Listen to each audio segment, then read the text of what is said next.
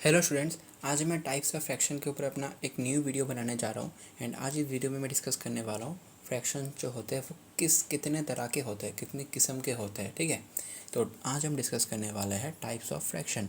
तो fraction basically 6 तरह के होते हैं।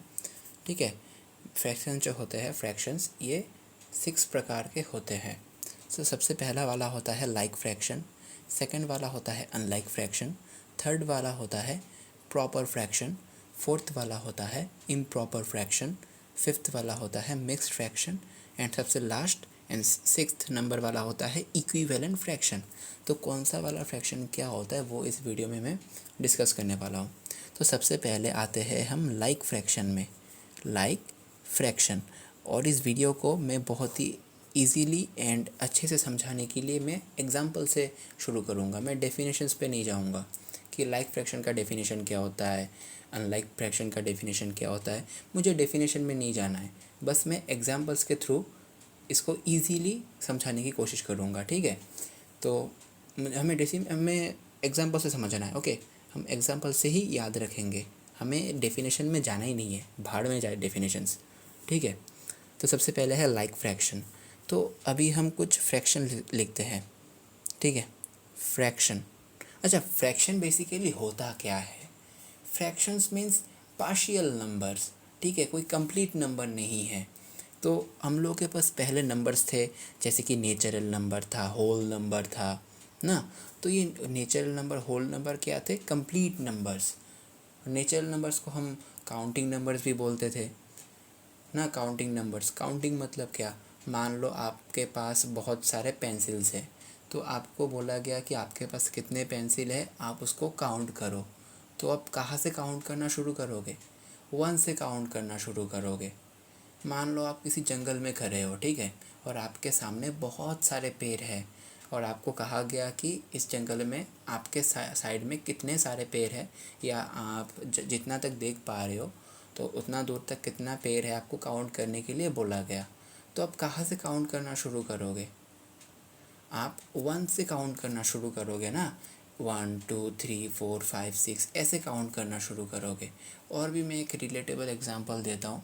मान लो आप किसी एक एडवेंचर टूर में जाते हो, तो आप उधर का मान लो कैप्टन हो, मतलब आपके ऊपर सभी का रिस्पॉन्सिबिलिटी है।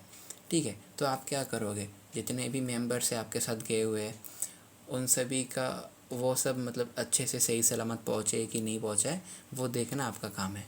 ठीक है, तो आप क्या करोगे? उन सभी को काउंट करोगे कि मान लो आपके पास टोटल आप जिस ग्रुप का कैप्टन हो उस ग्रुप में टोटल 20 स्टूडेंट्स हैं। ठीक है, तो आप क्या करोगे? 20 स्टूडेंट्स बराबर आए हैं कि नहीं आए हैं, आप उसको काउंट करना शुरू करोगे।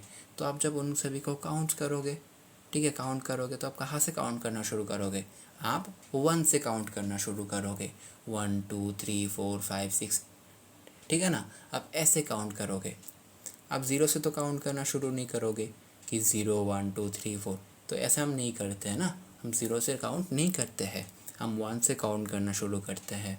तो 1 से शुरू करके जितना नंबर्स आता है 1 2 3 4 5 6 7 8, ये आता ही जाएगा। तो नंबर्स तो कभी भी ख़त्म नहीं होने वाले, ये आप सभी को पता है। तो ये सब 1 से लेके जितने भी नंबर्स होते हैं इन सभी को हम नेचुरल नंबर, नहीं तो काउंटिंग नंबर्स बोलते हैं। अच्छा, और एक होता है होल नंबर। तो होल नंबर क्या होता है? हम नेचुरल नंबर्स विथ ज़ीरो, उसको हम बोलते हैं होल नंबर। ठीक है, zero zero 1 2 3 4 5 6 dot dot dot जितने भी नंबर्स आएंगे हम उन सभी को क्या बोलते हैं? Whole number. मतलब नेचुरल नंबर और होल नंबर में बस एक ही नंबर का मतलब डिफरेंस होता है, वो होता है ज़ीरो। ठीक है, नेचुरल नंबर से होल नंबर में बस एक ही नंबर ज़्यादा रहता है। नेचुरल नंबर शुरू होता है 1 से और होल नंबर शुरू होता है 0 से। ठीक है, अच्छा, अभी हम उधर से थोड़ा सा फ्रैक्शन की तरफ आते हैं। तो फ्रैक्शंस होते हैं पार्शियल नंबर। फ्रैक्शंस क्या होते हैं? What is fraction?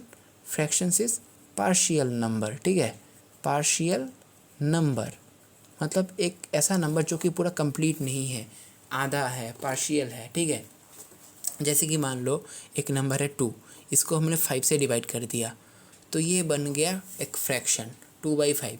ये कम्प्लीटली 2 नहीं है, 2 को हमने 5 हिस्सों में बांट दिया है, तो अभी ये क्या बन जाएगा, अभी ये एक फ्रैक्शन बन जाएगा।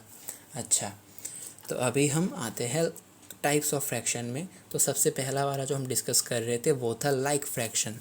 तो इधर बहुत सारे फ्रैक्शन हैं, ठीक है, 1/5, 2/5, 3/5, 4/5, 6/5, 7/5, 8/5। तो ये जितने भी फ्रैक्शंस है इन सभी में आपने कुछ कोई चीज़ कॉमन नोटिस करा है। इन सभी फ्रैक्शंस में जो डिनोमिनेटर है, डिनोमिनेटर मतलब क्या, एक फ्रैक्शन में ऊपर जो रहते हैं, ऊपर वाले को हम बोलते हैं न्यूमरेटर, NUMERATOR, न्यूमरेटर, और नीचे वाले को हम बोलते हैं डिनोमिनेटर। क्या बोलते हैं, डिनोमिनेटर, ठीक है। तो इन सभी फ्रैक्शंस में जो डिनोमिनेटर है वो है 5, मतलब सभी में डिनोमिनेटर सेम है। तो ऐसे फ्रैक्शंस, जिन सभी फ्रैक्शंस का डिनोमिनेटर सेम है, हम उन सभी फ्रैक्शंस को बोलेंगे लाइक फ्रैक्शंस। तो ये जितने भी फ्रैक्शंस हैं ये सब क्या है, ये सब है लाइक फ्रैक्शन, ठीक है। अभी हम सेकंड नंबर पे आते हैं। सेकंड वाला है अनलाइक फ्रैक्शन। तो अनलाइक फ्रैक्शन जो है ये लाइक फ्रैक्शन का एकदम उल्टा है, ठीक है। तो नाम ही उल्टा है तो काम भी तो उल्टा ही होगा ना। ये है लाइक फ्रैक्शन, ये है अनलाइक फ्रैक्शन। तो ये है लाइक और ये है अनलाइक, ठीक है। तो इधर हम कुछ एग्जांपल्स लेते हैं। ये हमने एग्जांपल लिया था ईजी, ठीक है, ये हमने एग्जांपल लिया था। अभी हम कुछ एग्जांपल्स लेते हैं। मान लो 1/5, 2/3, 4/7, 8/9, 11/17, 9/11, 4/9, ठीक है। अच्छा 9 नहीं लेते, 13 लेते हैं, ठीक है, 4/13। तो इन सभी फ्रैक्शंस को आप अच्छे से नोटिस करके देखो। इन सभी फ्रैक्शंस में आपको क्या दिख रहा है, जितने भी डिनोमिनेटर्स है, जितने भी डिनोमिनेटर्स है वो सब डिनोमिनेटर्स अलग अलग है। जितने भी डिनोमिनेटर्स है सभी में, सभी डिनोमिनेटर्स क्या है, अलग अलग है, सेम नहीं है। Denominators are not same. ये जितने भी एग्जांपल्स हमने इधर लिए हैं उन सभी एग्जांपल में जो डिनोमिनेटर है वो सेम नहीं है। तो अगर डिनोमिनेटर सेम नहीं रहता है तो हम उसको बोलेंगे अनलाइक फ्रैक्शन। तो लाइक फ्रैक्शन में क्या होता है, जितने भी फ्रैक्शन रहेंगे उन सभी का डिनोमिनेटर सेम होगा, लेकिन अनलाइक फ्रैक्शन में सभी डिनोमिनेटर का सारे फ्रैक्शंस का डिनोमिनेटर अलग अलग होगा, ठीक है। लाइक फ्रैक्शन में डिनोमिनेटर सेम होता है, अनलाइक फ्रैक्शन में डिनोमिनेटर सेम नहीं होता है, मतलब डिफरेंट होता है, अलग अलग होता है। थर्ड पे हम आएंगे प्रॉपर फ्रैक्शन, ठीक है। थर्ड नंबर पे हम आएंगे प्रॉपर फ्रैक्शन। प्रॉपर फ्रैक्शन, तो प्रॉपर फ्रैक्शन का मतलब क्या होता है, इसको भी हम एग्जांपल के ज़रिए समझने की कोशिश करेंगे। तो मैं इधर मैं कुछ एग्जांपल्स लेता हूँ, ठीक है। 3/5, 2/3, 4/7, 9/17। तो इधर मैंने ज़्यादा एग्जांपल नहीं लिया, मैंने थोड़ा कम ही एग्जांपल लिया है। अच्छा ठीक है, तो देखो इन सभी प्रॉपर फ्रैक्शन में आपको क्या दिखाई दे रहा है। अब अच्छे से नोटिस करो तो आपको दिखेगा कि न्यूमरेटर जो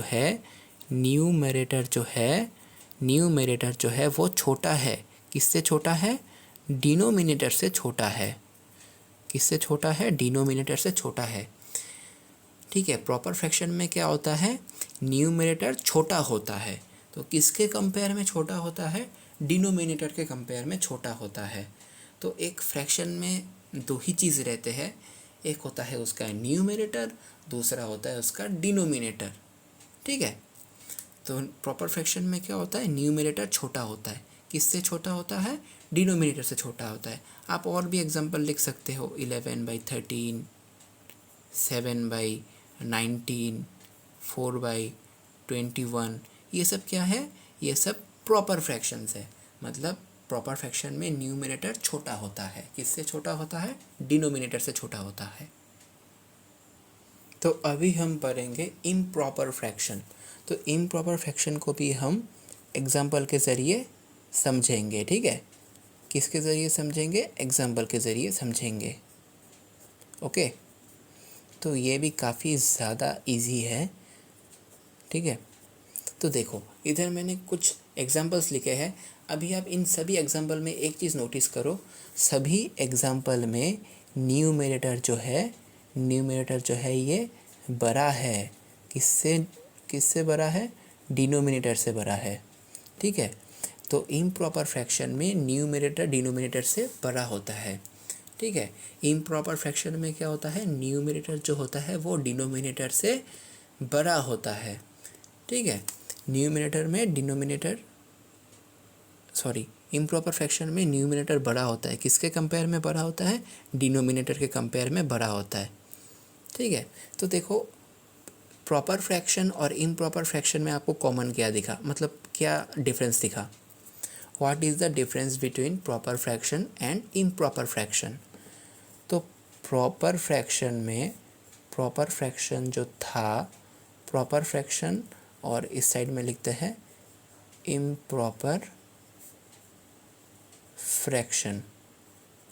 तो न्यूमरेटर को हम डिनोट करते हैं n से, n फॉर न्यूमरेटर, और डिनोमिनेटर को डिनोट करते हैं d से, d फॉर डिनोमिनेटर। तो प्रॉपर फ्रैक्शन में न्यूमरेटर छोटा था। किसके कंपैरिजन में छोटा था? डिनोमिनेटर के कंपैरिजन में छोटा था। लेकिन इम्प्रॉपर फ्रैक्शन में न्यूमरेटर बड़ा है। किससे बड़ा है? डिनोमिनेटर से बड़ा है, ठीक है। तो इधर प्रॉपर फ्रैक्शन में न्यूमरेटर छोटा होता है, इम्प्रॉपर फ्रैक्शन में न्यूमरेटर बड़ा होता है। आप बस इतना सा याद रखना, न्यूमरेटर जिसमें छोटा होता है वो होता है प्रॉपर फ्रैक्शन, और जिसमें न्यूमरेटर बड़ा होता है वो होता है इम्प्रॉपर फ्रैक्शन। बस आपको इतना समझ में आ जाए तो आप इजीली आइडेंटिफाई कर सकोगे कि कौन सा वाला प्रॉपर फ्रैक्शन है और कौन सा वाला इम्प्रॉपर फ्रैक्शन है। अभी 5th नंबर पे आता है मिक्स्ड फ्रैक्शन। तो ये कुछ इंटरेस्टिंग है, ठीक है। मिक्स्ड फ्रैक्शन तो बहुत सारे बच्चों को मिक्स्ड फ्रैक्शन को वर्ड में पढ़ना अच्छे से आता नहीं है, ठीक है। तो मिक्स्ड फ्रैक्शन का मैं कुछ एग्जांपल लेता हूँ। अच्छा, मिक्स्ड फ्रैक्शन असल में होता क्या है? मिक्स्ड फ्रैक्शन होता है होल नंबर प्लस फ्रैक्शन, ठीक है। तो मिक्स्ड फ्रैक्शन एक होता है होल नंबर प्लस फ्रैक्शन। तो एक मिक्स्ड फ्रैक्शन का हम एक एग्जांपल लेते हैं 2 3/7। तो ये जो नंबर है ना, इसको हम तोड़ के ऐसा लिख सकते हैं 2 + 3/7, ठीक है। 2 + 3/7, ये 2 जो है ये कंप्लीट नंबर है। ये इस मिक्स्ड फ्रैक्शन का होल नंबर वाला पार्ट है, और ये वाला है फ्रैक्शन वाला पार्ट। ये वाला पार्ट कौन सा वाला पार्ट है? होल नंबर पार्ट है, और ये वाला पार्ट जो है ये वाला फ्रैक्शन पार्ट है, ठीक है। तो ये 2 3/7 में ये पहला वाला क्या है? होल नंबर वाला पार्ट। सेकंड वाला क्या है? फ्रैक्शन वाला पार्ट। अभी देखो, अभी ये जो हमने लिखा है 2 और 3/7, इसको हम रीड कैसे करते हैं? इसको रीड करने का तरीका ऐसा होता है, पहले तो 2 लिखेंगे 2, उसके बाद बोलेंगे एंड 2 एंड ये 3/7 है ना, इसको ऐसा बोलेंगे 3/7, ठीक है। और एक मैं एग्जांपल लेता हूँ 4 9/11, इसको कैसे लिखेंगे? 4 and 9/11, ठीक है। 4 and 9/11, तो ऐसे इसको रीड किया जाता है। तो मैं कुछ एग्जांपल लेता हूँ इधर मिक्स्ड फ्रैक्शन का, ठीक है। कुछ मैं एग्जांपल लेता हूँ। मान लो 1 1/2, 1 and 1/2, 1 and 1/3, 4 and 1/4, 7 and 2/3, 6 and 1/8। ये सब क्या है? ये सब मिक्स्ड फ्रैक्शन है। तो मिक्स्ड फ्रैक्शन जो है वो बहुत ही ज़्यादा मतलब एक इंटरेस्टिंग टॉपिक है, क्योंकि मिक्स्ड फ्रैक्शन को हम इम्प्रॉपर फ्रैक्शन में भी कन्वर्ट कर सकते हैं। हम मिक्स्ड फ्रैक्शन को भी इम्प्रॉपर फ्रैक्शन में कन्वर्ट कर सकते हैं, ठीक है। तो ये बहुत ही इजी होता है कि मिक्स्ड फ्रैक्शन को इम्प्रॉपर फ्रैक्शन में कन्वर्ट करना।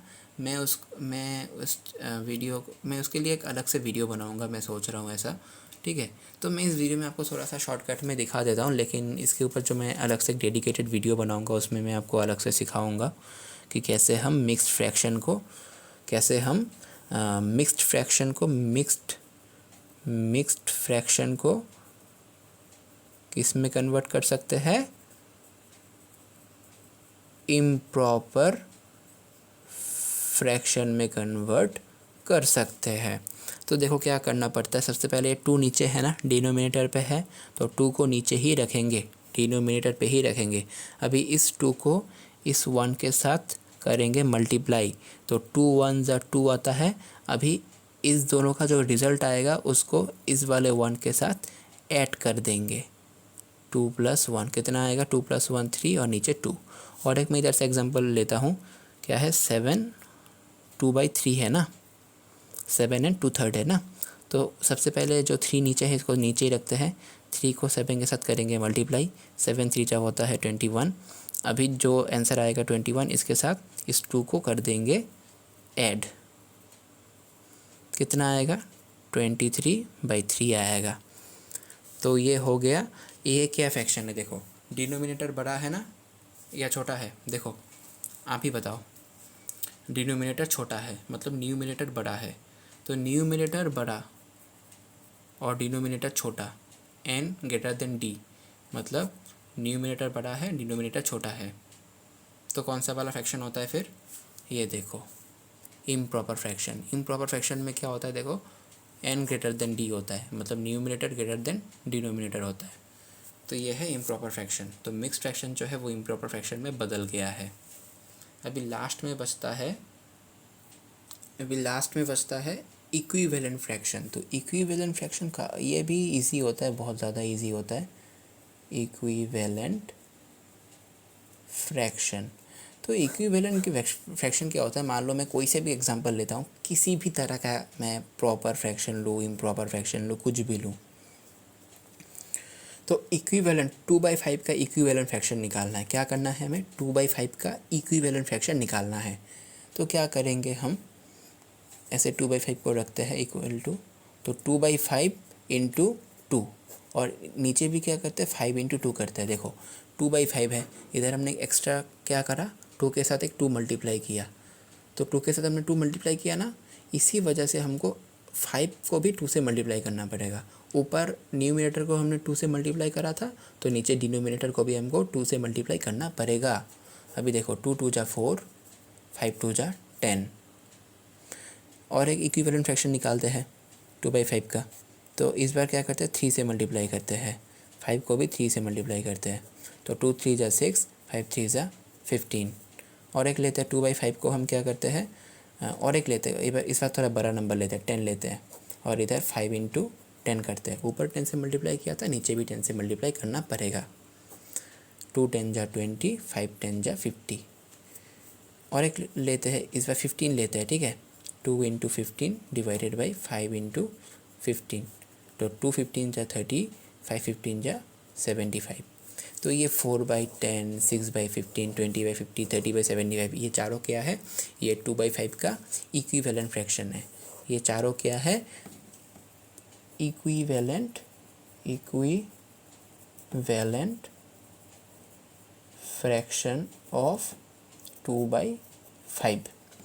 ये चारों के चारों क्या है, इक्विवेलेंट फ्रैक्शन ऑफ 2/5, ठीक है। 2/5 का ये इक्विवेलेंट फ्रैक्शन है, ठीक है। अभी मैं और एक एग्जांपल लेता हूँ, मान लो मैं 3/7 लेता हूँ, तो मुझे 3/7 का कुछ इक्विवेलेंट फ्रैक्शन निकालना है। तो मैं कैसे क्या कर सकता हूँ, 3/7 इक्वल टू 3 इंटू 3, 7 इंटू 3, ऊपर 3 से मल्टीप्लाई किया तो नीचे भी 3 से मल्टीप्लाई करेंगे, 3 3 ज़ा 9, 7 3 ज़ा 21। इस बार हम इसको किसी और एक अनोखा सा नंबर से मल्टीप्लाई करते हैं, मान लो 12 से मल्टीप्लाई करते हैं, ठीक है। अनोखा नंबर नहीं, बस मेरे माइंड में आया तो मैंने लिख दिया 12। अनोखा वनोखा कुछ होता नहीं है ऐसे। अच्छा, तो 3 12 ज़ा 36, 7 12 ज़ा कितना होता है 84 होता है, ठीक है। तो ये दोनों क्या है, ये दोनों क्या है, ये दोनों इक्विवेलेंट फ्रैक्शन है। क्या है, इक्विवेलेंट फ्रैक्शन। किसका है, इक्विवेलेंट फ्रैक्शन ऑफ 3/7। 3/7 का इक्विवेलेंट फ्रैक्शन है ये। तो ऐसे करके हम इक्विवेलेंट फ्रैक्शंस निकाल सकते हैं। तो देखो इक्विवेलेंट फ्रैक्शन में क्या होता है, फॉर्म चेंज हो जाता है, वो दिखने में जैसा था वो चेंज हो जाता है, लेकिन उसका मीनिंग जो है वो सेम रहता है। मीनिंग चेंज नहीं होता, बस वो दिखने में अलग हो जाता है, लेकिन उसका मीनिंग सेम रहता है। जैसे कि मान लो ये जो 9/21 बना है, 9/21, ये 3/7 ही तो, ये 3/7 ही तो चेंज होके 9/21 बन गया ना। तो देखो ऊपर हम 3 से काटते हैं तो 3 3 जा 9 आता है। 21 को अगर हम 3 से काटते हैं तो ये 7 आएगा। तो अल्टीमेट आंसर क्या आ रहा है, 3/7 आ रहा है काट छाट के। तो 3/7 जो है वो 9/21 बना, फिर से 9/21 3/7 बन गया। तो काट छाट के हम लोग के पास 3/7 ही आ रहा है। तो इक्विवेलेंट फ्रैक्शन में क्या होता है, वो दिखने में चेंज हो जाता है। उसका जो फॉर्म है, फॉर्म मतलब वो दिखने में जैसा है वो क्या हो जाता है, चेंज, लेकिन उसका जो वैल्यू है, वैल्यू सेम रहता है, ठीक है। अगर हम इक्विवेलेंट फ्रैक्शन निकालते हैं तो उसका वैल्यू चेंज हो जाता है, ठीक है। सॉरी मैंने क्या बोल दिया, जब हम इक्विवेलेंट फ्रैक्शन निकालते हैं तब उसका फॉर्म चेंज हो जाता है, लेकिन उसका वैल्यू चेंज नहीं होता है, वैल्यू सेम रहता है। जैसे कि मान लो एक इंसान है, उसमें कोई भी मतलब नॉलेज नहीं है, कुछ नहीं है, एक फुद्दू इंसान है, एक गधा इंसान है। अभी वो अगर एक कच्चा बनियान पहन के निकलता है तो भी वो जैसा रहेगा, उसका जो वैल्यू रहेगा। अगर वो जो वेस्टर्न कल्चर के जो ड्रेस होते हैं, मान लो कोट पैंट पहन के निकलता है तो भी उसका वैल्यू सेम ही रहेगा, उसका वैल्यू चेंज नहीं होने वाला। अभी वो एक अननॉलेजेबल, एक घटिया इंसान जितना भी अच्छा कपड़ा क्यों ना पहन ले, उसका वैल्यू जो है वो सेम ही रहेगा, वो चेंज नहीं होने वाला, ठीक है। उसका वो दिखने में अलग हो गया अभी, वो अगर अभी कच्चा बनियान पहनता है तो वो दिखने में जैसा होगा, और कोट पैंट ये सब पहनने के बाद वो दिखने में अलग होगा ना, ऑब्वियसली बहुत अच्छा लगेगा देखने में, लेकिन उसका वैल्यू जो है वो चेंज हो जाएगा, घंटा चेंज होगा, वो जैसा है वैसा ही रहेगा। तो सिमिलरली इक्विवेलेंट फ्रैक्शन भी ऐसा ही होता है, वो दिखने में चेंज हो जाता है मल्टीप्लाई करने के बाद, लेकिन उसका वैल्यू जो है वो सेम रहता है। फॉर्म चेंज हो जाता है, मतलब वो दिखने में चेंज हो जाता है। फॉर्म मतलब रूप, दिखने में कैसा है वो चेंज हो जाता है, लेकिन वैल्यू सेम रहता है। तो यही है इक्विवेलेंट फ्रैक्शन। तो आज के लिए इतना ही। अगर आपको मेरा कंटेंट अच्छा लगता है तो आप मेरे चैनल को सब्सक्राइब कर सकते हो।